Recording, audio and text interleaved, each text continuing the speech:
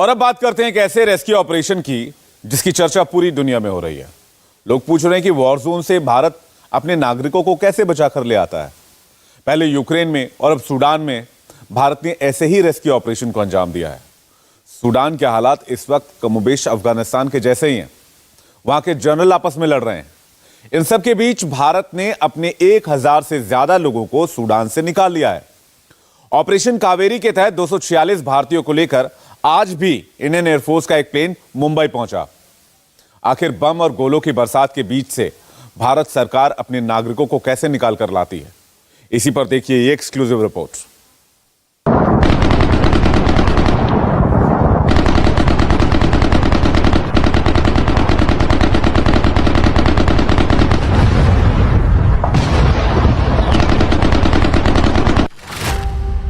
Sudan में घमासान,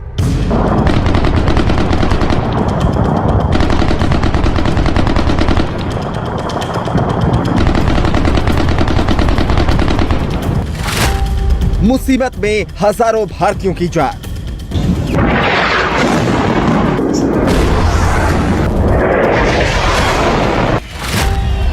Sudan बर्बाद, हिंदुस्तान जिंदाबाद।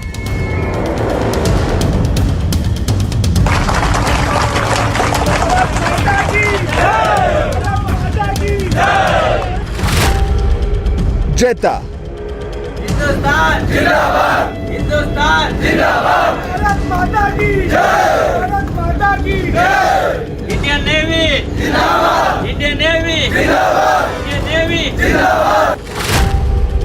दिल्ली, इंडियन आर्मी जिंदाबाद, इंडियन आर्मी जिंदाबाद, भारत माता की जय, भारत माता की जय, भारत माता की जय।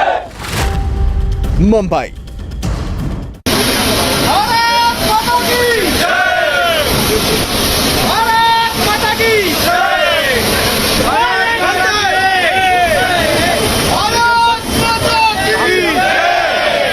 ये मौत के मुंह से जिंदा वापस आने की खुशी है। आर्मी जिंदाबाद, नेवी जिंदाबाद और भारत माता की जय के नारे लगा रहे इन लोगों ने करीब 12 दिन मौत के साए में गुजारे। सूडान में 2 जनरलों की जंग की वजह से हजारों भारतीयों की जान मुसीबत में फंस गई थी, लेकिन भारत सरकार इन सबको सकुशल वापस ले आई। लेकिन सूडान से इन्हें भारत वापस लाना इतना आसान नहीं था। हजारों लोगों की सुरक्षित वतन वापसी के लिए भारत सरकार ने ऑपरेशन कावेरी चलाया। अफ्रीकी महाद्वीप के देश सूडान से हजारों भारतीयों को वापस लाने के लिए क्या रूट मैप बनाया गया, किस तरह नेवी के शिप और एयरफोर्स के विमानों को रेस्क्यू ऑपरेशन में लगाया गया, कितने माइक्रो लेवल पर प्लानिंग की गई, इसकी हैरतअंगेज डिटेल देखेंगे तो आप भी हैरान रह जाएंगे। सूडान से अपने लोगों को निकालने के लिए भारत के साथ साथ दुनिया भर के देश किस तरह एक्शन ले रहे हैं, किस तरह सऊदी अरब का फ्लाई जोन इन दिनों अलग अलग देशों के प्लेन से भरा हुआ है, ये सब हम आपको दिखाएंगे। लेकिन सबसे पहले ये जानना जरूरी है कि सूडान में आखिर ऐसा क्या हुआ है जिसकी वजह से लोगों को रेस्क्यू करना पड़ रहा है।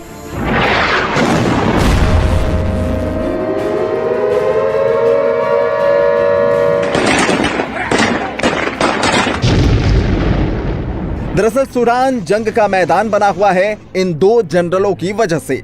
सूडान की सत्ता पर काबिज होने के लिए इन 2 जनरलों के बीच जंग चल रही है और इनके पावर स्ट्रगल की वजह से सूडान में रह रहे हजारों भारतीयों समेत दुनिया के दूसरे देशों के लाखों लोग मुसीबत में फंस गए हैं। सूडान में चल रहे सत्ता संघर्ष में एक पक्ष है सूडान सेना के commander general Abdel Fattah al Burhan और दूसरा पक्ष है सूडान के पैरामिलिट्री फोर्स यानी रैपिड सपोर्ट फोर्स के chief general Mohamed Hamdan दागालो।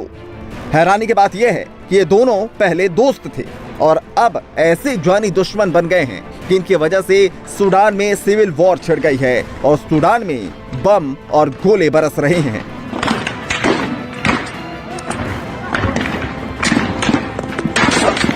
Sudan में इस वक्त फाइटर प्लेन जो बम बरसा रही हैं, टैंकों की मदद से जिस तरह विरोधियों को कुचला जा रहा है, उस सत्ता संघर्ष को समझने के लिए हमें 10 साल पीछे जाना होगा। दरअसल सूडान के पूर्व तानाशाह ओमर अल बशीर ने अपने शासन के दौरान 2013 में आरएसएफ यानी रैपिड सपोर्ट फोर्स का गठन किया था। आरएसएफ एक पैरामिलिट्री फोर्स थी, जैसे भारत में सीआरपीएफ और बीएसएफ होते हैं। लेकिन 2021 में आरएसएफ के commander general Mohamed Hamdan Dagalo ने सेना के commander general Abdel Fattah al Burhan के साथ मिलकर अल बशीर के खिलाफ बगावत कर दी और सैनिक तख्ता पलट कर दिया। यानी जिस अल बशीर ने आरएसएफ का गठन किया था, उसी आरएसएफ के कमांडर ने अल बशीर का तख्ता पलट कर दिया। आर्मी के commander general Abdel Fattah al Burhan को सूडान की सत्ता मिली। तब आर्मी चीफ और आरएसएफ चीफ के बीच ये समझौता हुआ था कि आरएसएफ को सेना में शामिल किया जाएगा, लेकिन ऐसा नहीं हुआ। सूडान की सत्ता मिलते ही आर्मी चीफ अपने वादे से पलट गए और इस वादा खिलाफी से नाराज आरएसएफ के कमांडर जनरल दगालो ने सेना के खिलाफ संघर्ष छेड़ दिया। आर्मी और पैरामिलिट्री फोर्स के कमांडर के बीच की इसी दुश्मनी का अंजाम अब सूडान की जनता और वहां काम करने वाले विदेशी नागरिक भुगत रहे हैं। खासकर सूडान की राजधानी खार्तूम और उसके आसपास के इलाकों में तो जबरदस्त जंग छिड़ी हुई है। आर्मी के पास ये एडवांटेज है कि सूडान के फाइटर प्लेन उनके कब्जे में हैं। इन फाइटर प्लेन्स के दम पर वो आरएसएफ के बागियों पर बम बरसा रही है।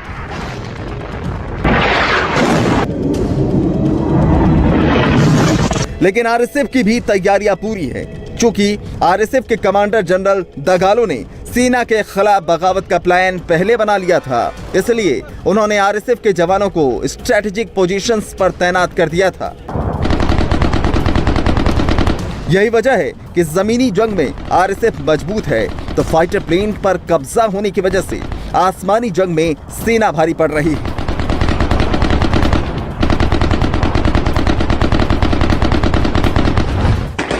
पंद्रह अप्रैल से ये जंग तेज हुई। इसी के बाद सूडान में रह रहे भारतीयों को भी लगा कि अब उनकी जान भी खतरे में है, जिसके बाद उन्होंने भारत सरकार से मदद की गुहार लगाई और अब उन्हें सुरक्षित भारत लाया जा रहा है। 15 तारीख को 9 बजे से वहाँ लड़ाई चालू हुआ। 15 तारीख को 9 बजे वहाँ फायरिंग शुरू हुआ। सबसे पहले एयरपोर्ट पर कब्जा किए, एयरपोर्ट के बाद बैंकेस को कब्जा किए, उसके बाद आम जनता और आम नागरिक पर बमबाजी शुरू हुआ। अभी क्या स्थिति है वहाँ पे? अभी स्थिति बद से बदतर है वहाँ।